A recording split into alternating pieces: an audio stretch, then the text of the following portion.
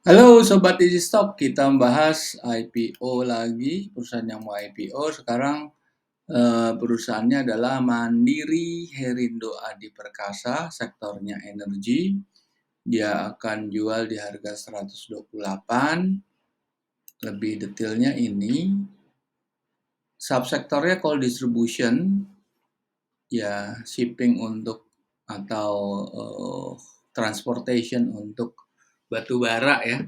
Ini didirikan tahun 94, perusahaan yang lama juga sudah berdiri, berkedudukan di Jakarta. Dan kalau Anda mau lihat lebih detailnya, silahkan pelajari di websitenya.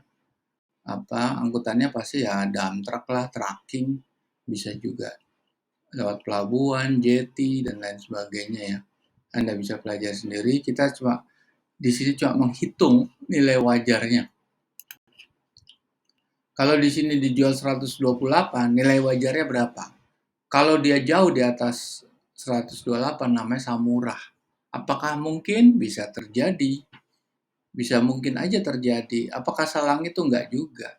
Karena metode perhitungannya bisa beda atau mereka ingin cepat laku. Kedua, kalau harga nilai wajarnya di bawah, itu namanya terlalu mahal. Rata-rata sih perusahaan IPO rata-rata harganya terlalu mahal. Umumnya seperti itu, tapi bukan tidak menutup kemungkinan ada satu dua saham-saham yang ditawarkan dengan harga yang murah atau under value. Oke, sekarang kita nanti akan bongkar ininya ya, prospektusnya. Di sini ada prospektusnya, Anda bisa download di sini. Dan kita akan menggunakan formulasinya dari gurunya Warren Buffett dan gurunya Lo Keng Hong. Bukunya Security Analysis and Intelligent Investor. Dua buku ini kita kita tarik ininya rumusnya. Rumusnya seperti ini, adalah menggabungkan sisi balance sheet dengan cash flow dan profit and loss, juga ditambah dengan data-data yang ada di auditor's note. Jadi kalau Anda menganalisa dengan model Benjamin Graham hanya laporan short form, nggak akan bisa. Harus long form, karena di laporan long form itu yang ada catatan auditornya, itu akan Anda menemukan non-performing loan, Anda akan menentukan penyusutan dan depresiasi, Anda akan menemukan biaya dan pendapatan non-recurring yang biasanya transaksi afiliasi, yang biasanya hanya insidental, seperti dia menjual aset atau menerima dividen dari afiliasi. Nah, kalau Anda sering dengar ceramahnya atau seminarnya Lo Keng Hong, dia akan concern terhadap emiten-emiten yang banyak melakukan atau banyak terdapat transaksi afiliasi. Oke, nanti di proyeksi ini discounted cash flow ya, terus akan ditemukan nilai wajar tertinggi dan terendah. Nah, kita akan bongkar prospektus nih. Oke, kita bongkar prospektus. Nah, sebelum itu kan pasti Anda menemukan seperti ini ya. Oke. Anda menemukan seperti ini, terus kita lihat yang penting adalah jumlah saham yang beredar atau outstanding share. Sebelum saham itu dijual tuh 12,5 miliar jumlah lembarnya ya. Setelah itu dijual 4,1 miliar atau ekivalen 25% dari ownership, sehingga total saham yang beredar 16,7 miliar. Oke, kemudian kita akan masuk terus ke laporan audit. Laporan yang diaudit ini, yang audit Ernst Young. Ernst Young, kita fokus di balance sheet, yaitu aktiva lancar. Di aktiva lancar kita harus keluarkan biaya-biaya yang hanya accounting record, yaitu pajak dari muka, uang muka, dan biaya dibayar di muka. Kita akan menghitung 2 periode aja, 2021 dan 2022. Kita bandingkan dengan hutang jangka pendek, jangka panjang. Terus kita masuk ke P&L. PNL ini kita fokus ke laba tahun berjalan. Dari situ kita lihat ada dividen ternyata nih. Ini perusahaan yang sudah established bayar dividen 80 miliar dan 100 miliar. Oke, terus kita lihat lagi di cash flow statement ada penambahan aktiva tetap 112 miliar dan 27 miliar. Nah, kita harus lihat di auditor's note apakah angka ini sama. Kalau sama nggak masalah, tapi kalau lebih kecil kita pakai yang lebih besar karena perhitungan konservatif.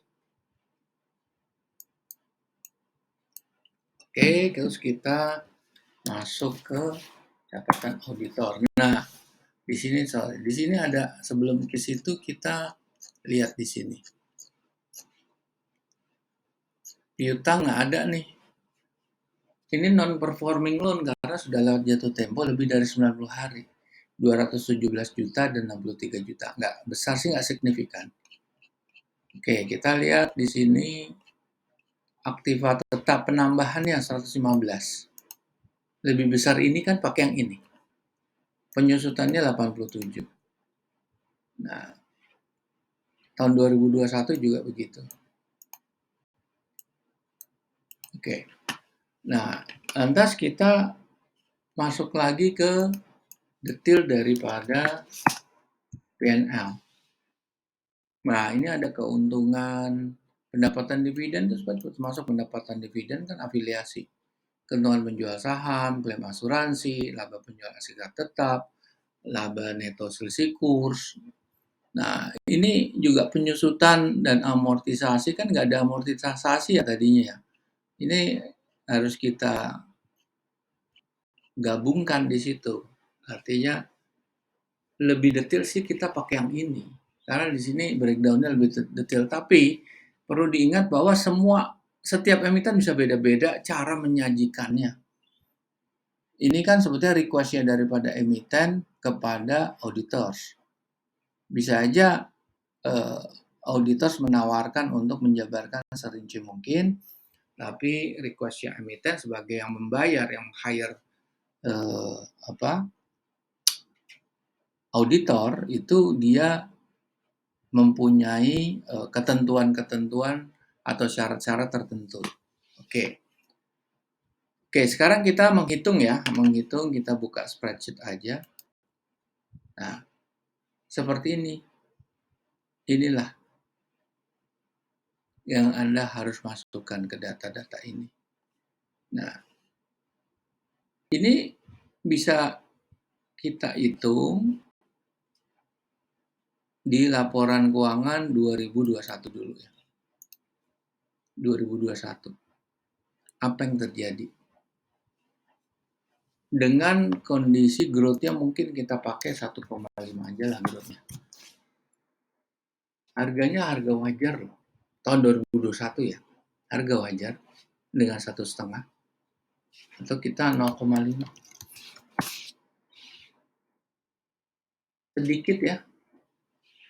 Sebetulnya harganya termasuk harga wajar kalau kita pakai 2% ya. Price to book value-nya 2,9 ya, termasuk tinggi ya. Ini juga market cap-nya di atas 2 triliun, perusahaan yang menengah besar. Price earning ratio 7 masih masuk.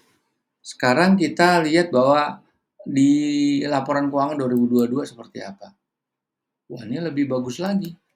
Kita pakai 0,5% aja di sini. Tetap ya, harganya murah sebetulnya. Ada upside-nya itu sekitar berapa itu? 80 perak kan, 80 per 80 kan berarti 2/3. Ada upside 30%. Price to book value 1,88, price earning ratio 4. Berarti harga 128 itu masih bagus. Nah, sekarang sudah ada aplikasinya. Anda bisa lihat di Google Play Store, ketik Easy Stock seperti ini. Nah, ini hanya perusahaan-perusahaan yang sudah listed. Kalau belum listed, kita belum bisa masukkan karena ini formulasinya link secara otomatis ke Bursa Efek. Nah, jadi sebetulnya ini kita juga sudah punya ininya nih, kita sudah punya hakinya. Nah ini dari intellectual property right daripada aplikasi ini. Oke, para pemirsa, kita sudahkan dulu. Kita jumpa lagi di IPO berikutnya. Terima kasih.